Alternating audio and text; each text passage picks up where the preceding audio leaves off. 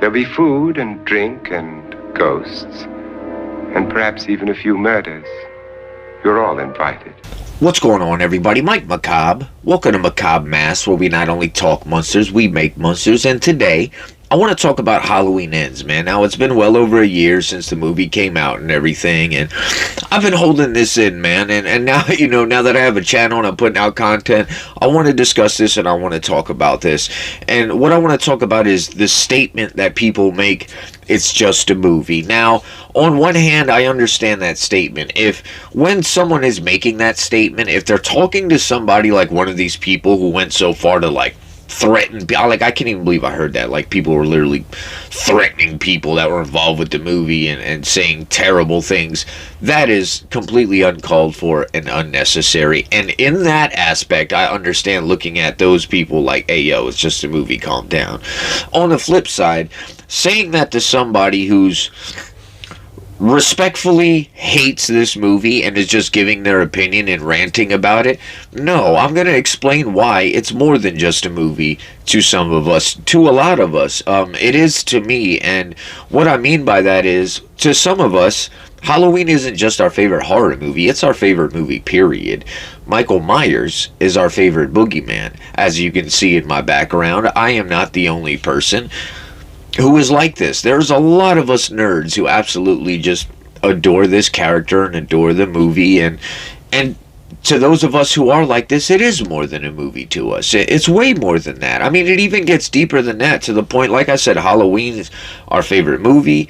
Michael Myers is our favorite boogeyman. Not just that, getting into the holiday itself, it's our favorite holiday. It's our favorite season. The weather, the falling leaves, the fall scents, trick-or-treating, the whole nine. Just everything about Halloween is our favorite. And even someone like me who sculpts and makes monsters, I've sold all kinds of masks, but like the most masks that I have sold have been shape masks, so even I spend a lot of time, painting and herring and making these masks. Like, so to someone like me, it is more than a movie, and it's okay for us to be those of us who feel let down by this movie, to feel let down by it, because I was. I'm not ashamed to admit that once Halloween, before it was over, like once we got to the middle of the part where Corey wrestled Michael down and took his mask and had a tantrum stomping out the cave, I was already at the point where I felt like I was dumped. You know what I mean? I felt the same way I felt when my first girlfriend dumped me. I'm not ashamed to admit, man, that I had that same feeling inside, like I was just really, really let down, And that's okay. And if you love this movie, that is also okay. I don't want this to seem like I'm attacking or angry at someone who loves this movie or likes this movie. Hey, man, I am happy for you. I'm glad you like it. Me personally, I absolutely despised it, and I hated it. I hated it. In my opinion, I say this all the time on this channel, there are two rules to the boogeyman. Number one is you don't emasculate him, and number two is you don't tell his backstory. And this movie broke one of those rules. They emasculated Michael. Like, my God, and it made no sense. Like, so I enjoyed Age 40. I did. I liked Halloween 2018. I even really, really enjoyed Kills. I really did. I know there's some cheesy dialogue and everything, but we got a lot of Michael, and we got a lot of Michael just messing things up and going bananas, and I loved it for that. I could forgive it for some of the flaws it had because of how awesome Michael was in the movie and how much of Michael we got, But so they spent the first two movies really driving home the more he kills, he transcends, and he's more than a man and all that, which is cool, and I love that. But then in Halloween Ends, it's like you got him all like messed up and shaking in a cave, and like he's super hurt and his power's down and the whole, and it's like, well, like, which one is it? Is it the more he kills, is the more he transcends? Is he more than a man? Or is he an old man who just can't hack it anymore? Like, make up your mind. It was really weird. It wasn't just, it just didn't make a lot of sense, you guys. It didn't.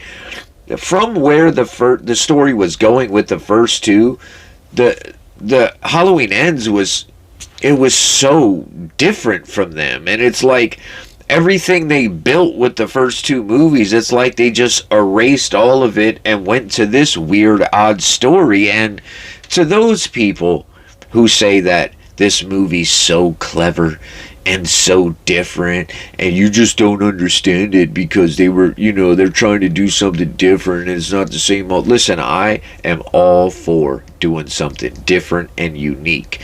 But listen, you guys, I am sorry to burst your bubble. There is nothing special and unique about this movie.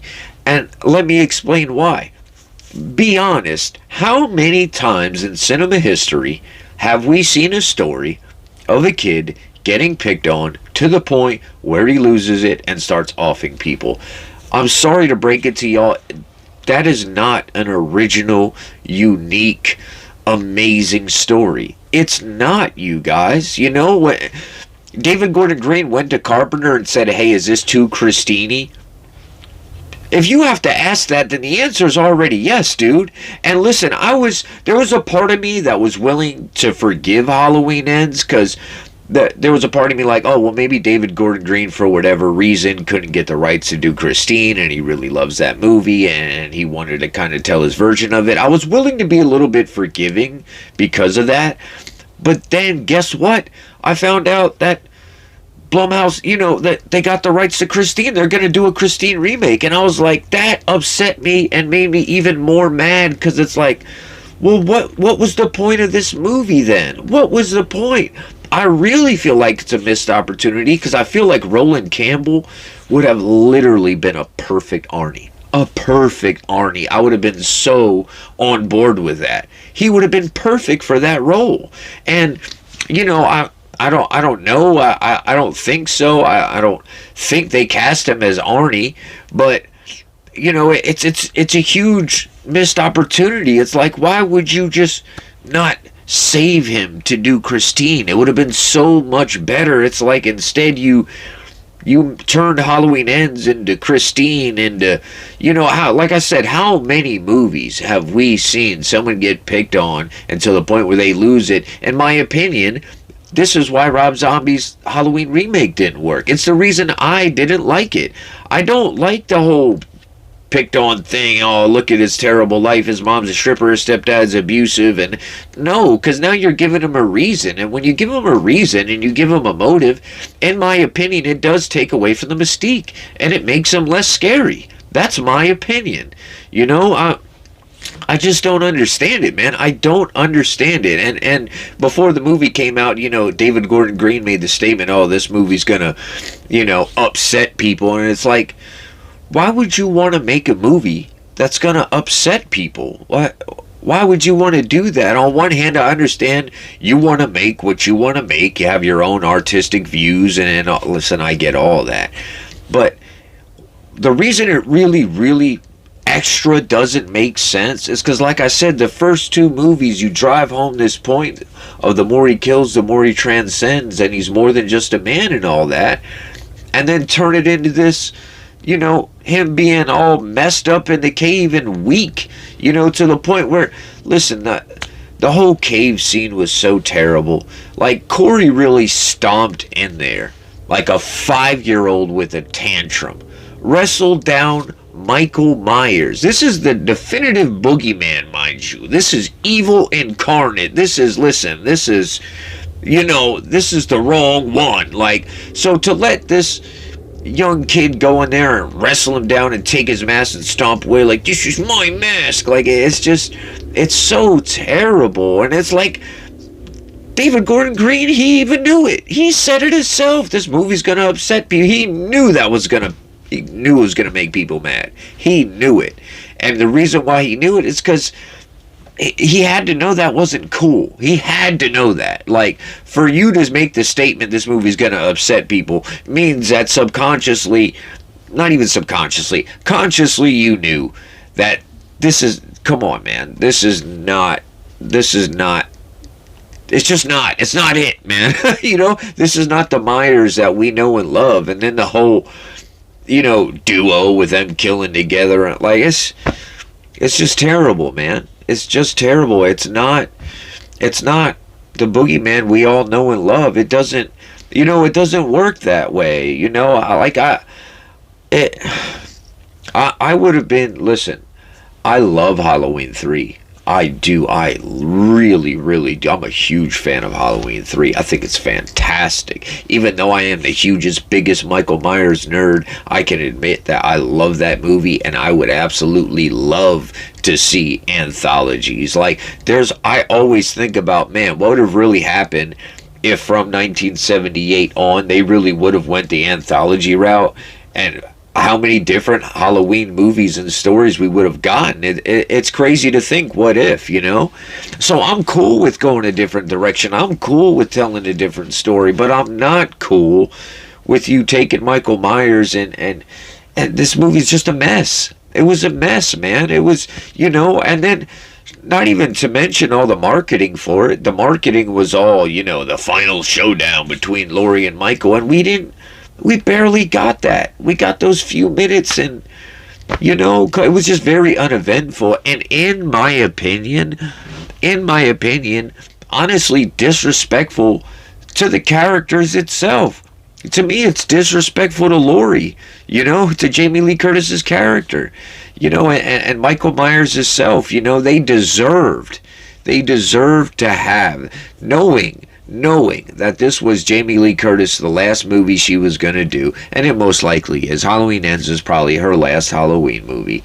Knowing that, why wouldn't you have considered that and put more effort into telling a good story and letting their story come full circle and having more of a meaningful ending to this, I really agree with the group of people who say, I have to give credit where credit's due. Dave McCrae, I believe, is the first person I heard say this, but, that they should Laurie should have jumped on Michael, they should have embraced, and then they just burnt in a fire together. That would have been amazing. That would have been, full circle, they die together. That would have been amazing to me. And you can tell whatever story you want to along the way. I think it would have been great to have Laurie Strode and Will Patton's character in a relationship living together. Alice can live with them, and Corey could still be in the movie. He could still be Alice's boyfriend, and they all live together and blah, blah, blah. And, slowly but surely, you could have each of the characters, they think they see, Halloween's approaching, they think they see Michael out the corner of their eye, and they shake it off like, oh, there's no way, he's there, he's gone, kind of thing. Stalking, because stalking is so very important. It's so important. And that's something that the whole trilogy was really lacking in a way. The Halloween Kills I appreciated. There's a lot of kills, and there you even got some stalking in there too. It was fantastic, but there wasn't enough of, that's what Michael does. He lurks, he stalks, he kills, and it was missing that, and it was lacking that, and you went off and told this whole other story, and this is the thing, it's not even that the story itself is such a terrible story and everything. Like I said, it's something we've seen time and time again. However, if the movie didn't have Michael Myers in it at all, it would have been a decent little horror flick. Wouldn't have been too bad, if Corey was just a main killer and he wore the scarecrow mask the whole movie. It'd been an alright little movie. I wouldn't have been mad at it.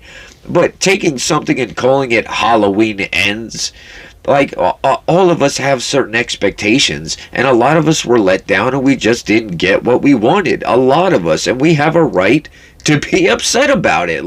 Because a lot of us, let's be honest, 2018 wasn't a perfect movie, but it wasn't a crappy one either. It was a decent movie in this franchise. One of the better ones, you can say. Even Halloween Kills is definitely, if you look at the whole spectrum of all the movies, one of the better sequels we've gotten in this whole franchise, And excuse me, to build that up, with 2018 and Kills, they should have kept following through with that story, man.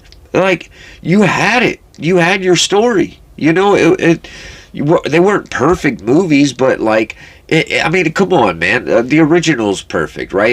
It's gonna be hard to make a perfect Halloween movie. Is it possible to make a near perfect one? Sure. Sure, it can be done, but to give us a good, solid Halloween movie is it's good. That is enough. It's like cool. You know what I mean? Like that's how I felt about 2018, especially about Kills. I was like, cool. I like that. Like I'm not one of those people that complained about every little thing. Some people are just negative Nancy's about things, and that's not who I am. I appreciate Halloween 2018, and I appreciate Halloween Kills, and it's like Halloween Ends just completely spoiled it for me. So now it's almost like kind of hard for me to watch 2018 and Kills now, because I like where they took the story just upsets me so much, and it's like, oh my god, it's like, what are you doing? Like, what is this? What am I watching? Like, man, I don't know. I was just so let down, man. And that's how I feel. The whole statement, it's just a movie. Like, no, it's not, man. It's way more than that. It's way more than that to a lot of us, man. To a lot of us, this is our all-time favorite movie, our all-time favorite boogeyman, and we didn't expect magic. Right? None of us expected David Gordon Green to give us the original 1978 on a platter or something. Like, like it's impossible. Like, if that's the like bar you were setting that man at, like that's not even fair to him to expect him to do that, to give us something as good as the original. But like, you can at least give us a good, solid, decent movie, dude. Like, wrap this story up for us, bro. Like, you did a decent job with 2018. You did a great job with Kills. Like, wrap the story up, and then later on, if you wanted to do some crazy anthology story like that, do your thing. I would have stood behind that 100%, man, 100%. But this, basically, what it comes down to is this was not the movie to experiment on, dude. This was not the movie to do all that. This was not the movie to go tell this whole other story, and it just wasn't the movie to do so, and a lot of us did not get the ending that we wanted, and it let a lot of us down. It really did, man. But I'm going to stop ranting, man. I tried to film this video so many times, you guys. This is probably like my 7th or 8th time filming this, man. I finally got through it without going on too much of a tangent, man. But you guys, seriously, let me know in the comments what you think and how you feel about Halloween Ends. If you love it, tell me why. Listen, I'm open. I am open to hearing everybody's opinion. I also firmly believe that all of us can get along and be friends, even though we differentiate in opinion. It's all good, man. If you feel the way I do and you were super let down, man, let me know in the comments, man. Let's talk about it, because it really let me down and it upset me, and I don't care if that makes me a nerd. I don't care. I'm completely willing to admit that I am a Michael Myers fanatic nerdo. I know I am, man. So, y'all let me know how you feel in the comments section. If you're still here, I super appreciate y'all. Please hit that subscribe button for me. I super appreciate it. Once I hit 100 subscribers, I'm going to be raffling off this guy right here, the Hallway 78, sculpted by yours truly.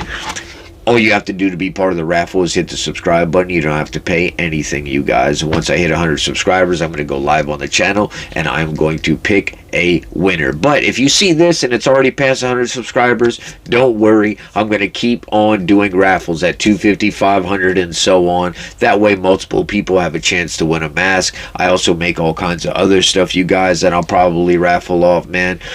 It's cool. It's nice to do nice things, So y'all hit that button. That way you could be part of the raffle to win a cool mask. Super appreciate it, you guys. Until next time, Mike Macabre signing out. Y'all take care.